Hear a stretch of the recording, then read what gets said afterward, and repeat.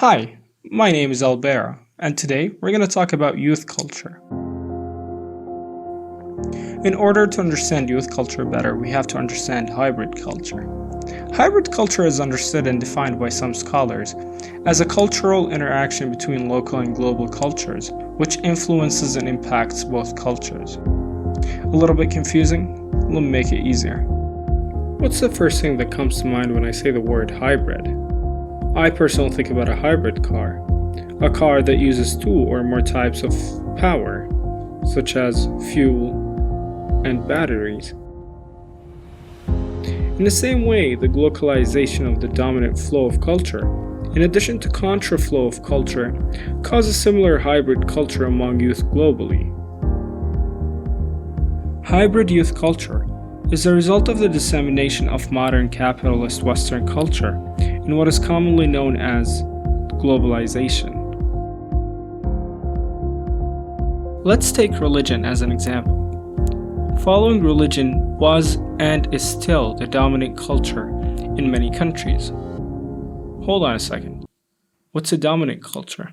A dominant culture or ideology is a set of authoritative ideas, beliefs, and identities in a particular culture.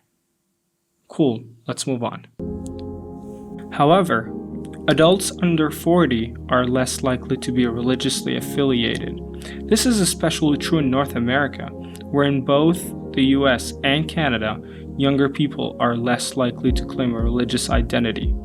According to Pew Research Center, younger adults in many different parts of the world are less likely than their elders to say that religion is very important to them.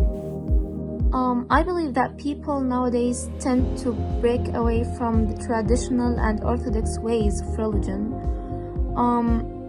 to keep it more inclusive and accepted by others. Older people, we can see that they are more attached to worship and instructions, and they tend to practice religion more than young people. So it seems that religious barriers are being removed.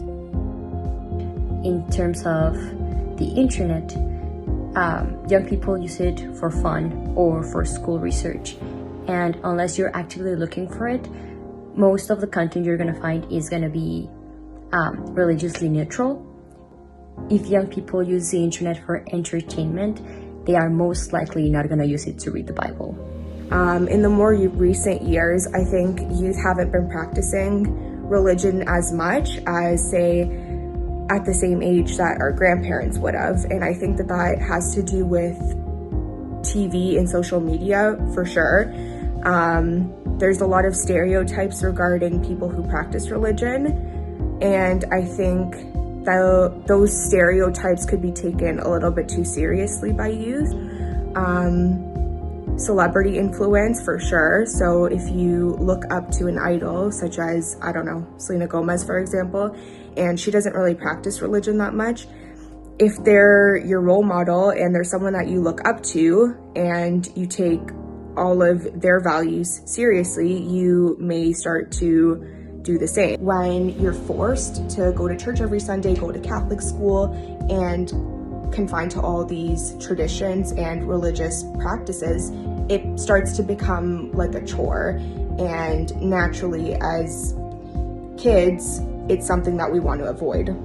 In a situation in Canada where the religion here is like for the youth is not too important because of a lot of influences on social media and like celebrities. Like a lot of the youth don't really care so much about following religion. It's really hard for people to like be committed to something, especially when there's so many like rules for religion. Our guests from Jordan, Mexico, Italy, and Canada gave us many reasons to why they think youth are becoming less practicing or less religiously affiliated.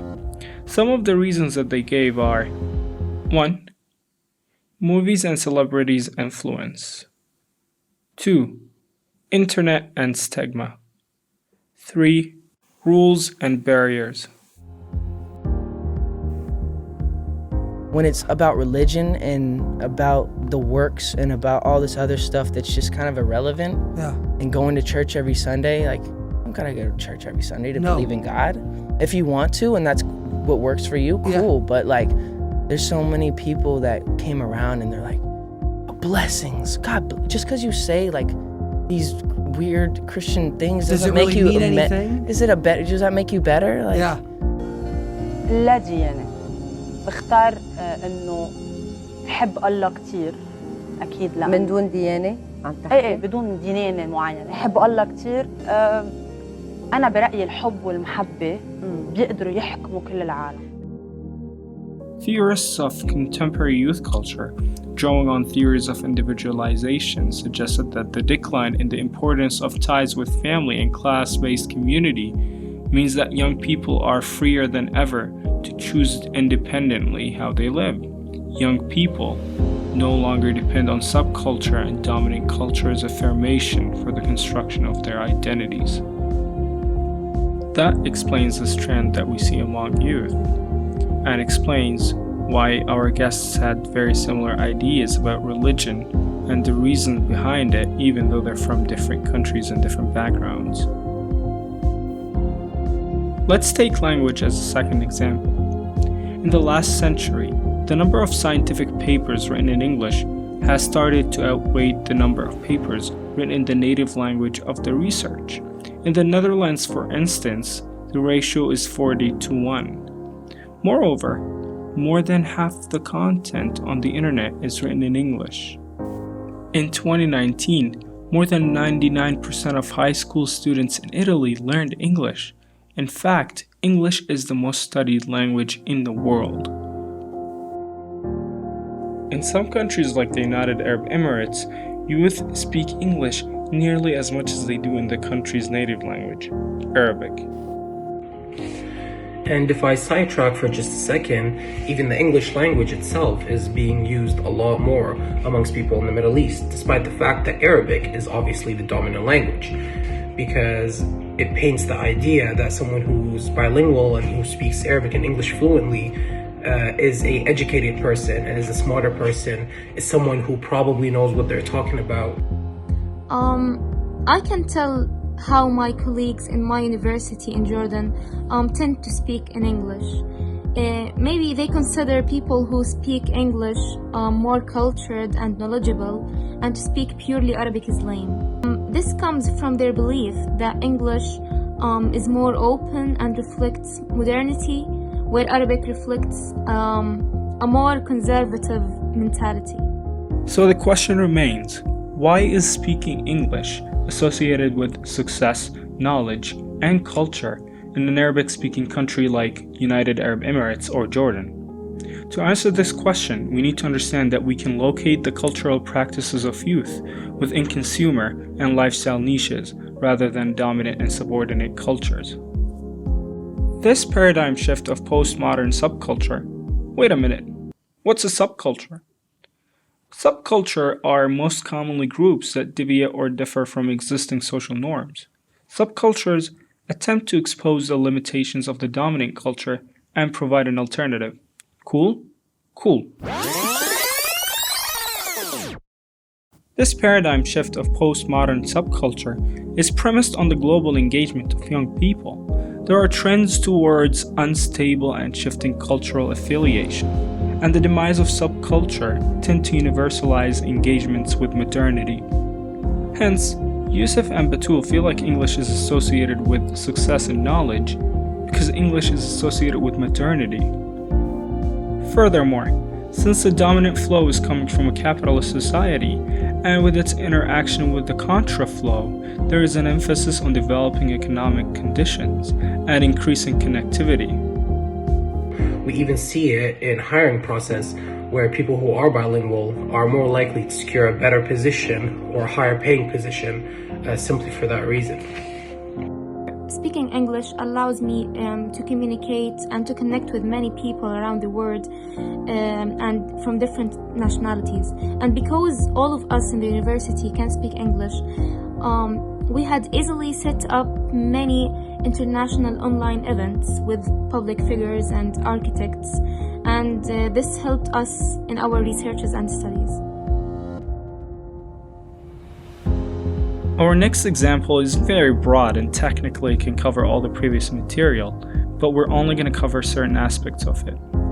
Americanization. Americanization reshapes popular culture, actions, beliefs, and identities among young people.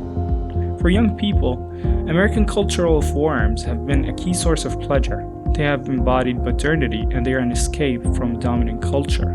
So technically, it can be seen as a subculture or a counterculture in some cases. Consumerism has an effect on the moral fabric of societies. Even things like advertising, clothes, food, celebrities, or even sexuality can represent a transformative ubiquity of America among youth. I think that celebrities also do have a huge influence in terms of why Sicilian youth are becoming a little bit more Americanized as well. And I think that that has to do with the fact that a lot of international superstars are from America and Canada, and along with their music, they're also bringing an image. They're bringing how they dress, they're bringing the things they say, the way they behave, etc. And that is rubbing off on, yes, Sicilian youth directly, but also other Italian influencers and celebrities. I have definitely seen a big impact of the Western culture on Middle Eastern individuals, especially ages 18 to 25. They have very much so began to normalize talking to individuals of the opposite gender, building relationships with them, and even going as far as committing sexual acts before marriage, which are things that are strictly prohibited in Islam. The Western media puts a very big emphasis on relationships and on finding someone you love and on having someone by your side, because it's better to have someone rather than to be alone. In conclusion, hybrid culture is the reason why we see similar patterns among youth globally. We discussed religious affiliation, language, and Americanization as examples of how the dominant flow interacts with the contra-flow to generate a new youth culture that is heavily attached to consumption behaviors motivated by a capitalist ideology. Hope you enjoyed watching. Thank you.